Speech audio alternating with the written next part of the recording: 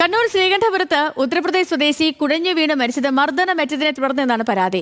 ചേപ്പറമ്പിലെ barber shop തൊഴിലാളി ബസന്ത്പൂർ സ്വദേശി നയിം സൽമാനാണ് മരിച്ചത്. ഹൃദ്രോഗിയായ നയിമിനെ കടയിൽ വെച്ച് ഒരു സംഘം മർദ്ദിച്ചതിനെ തുടർന്നാണ് മരണമെന്ന് കടയുടമ ആരോപിച്ചു. ഈ സംഭവത്തിൽ ശ്രീകണ്ഠാപുരം പോലീസ് കേസ് എടുത്തിട്ടുണ്ട്. റിപ്പോർട്ടിലേക്ക്.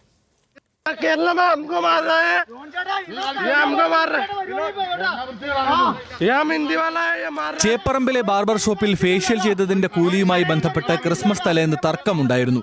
ജോണി സെബാസ്റ്റ്യൻ എന്നയാളുടെ ഉടമസ്ഥതയിലുള്ള ബാർബർ ഷോപ്പിലെ തൊഴിലാളിയായ നയിം സൽമാനി കൂടുതൽ തുക വാങ്ങിയെന്ന് ആരോപിച്ചായിരുന്നു തർക്കം. ജിസ് വർഗീസ് എന്നയാളാണ് നയിമുമായി തർക്കിച്ചത്. അടുത്ത ദിവസം സുഹൃത്തുക്കളുമായി എത്തിയ ജിസ് ജോലി ചെയ്യുകയായിരുന്ന നയിമിനെയും മകനെയും ആക്രമിച്ചു.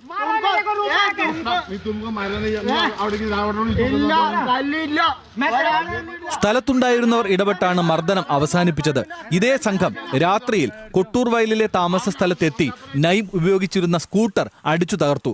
ഭയം കാരണം നയിം ഈ മുറിയിൽ നിന്ന് സുഹൃത്തിന്റെ താമസ സ്ഥലത്തേക്ക് മാറിയിരുന്നു.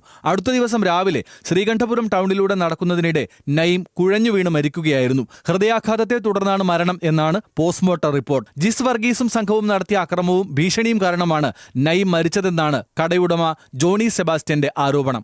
ഈ ജിസ് എന്ന് പറയുന്ന വ്യക്തി അകാരണമായി കടയിൽ കയറി വന്ന് ഇവനെ മർദ്ദിക്കുകയും അതിന് ദുക്സാക്ഷി തൊട്ടടുത്തിരിക്കുന്ന സീറ്റിലിരിക്കുന്ന എൻ്റെ പ്രിയ സുഹൃത്ത് ഒരാളുണ്ട്. ഒരു കാർ വന്ന് നിൽക്കുന്നു, അതിനകത്ത് അവനുണ്ട്. അവനോട് ഞാൻ ക്വസ്റ്റ്യൻ ചെയ്ത് കഴിയുമ്പോഴത്തേക്കാണ് അവരൊരു സംഘമായിട്ട് ഇവരെ ആക്രമിക്കുന്നുണ്ട്. അസ്വാഭാവിക മരണത്തിനും കടയിൽ കയറി ആക്രമിച്ചതിനും ശ്രീകണ്ഠപുരം പോലീസ് കേസെടുത്തിട്ടുണ്ട്. പോസ്റ്റ്മോർട്ടത്തിന് ശേഷം നയിമിന്റെ മൃതദേഹം നാട്ടിലേക്ക് കൊണ്ടുപോയി. ന്യൂസ് മലയാളം, കണ്ണൂർ.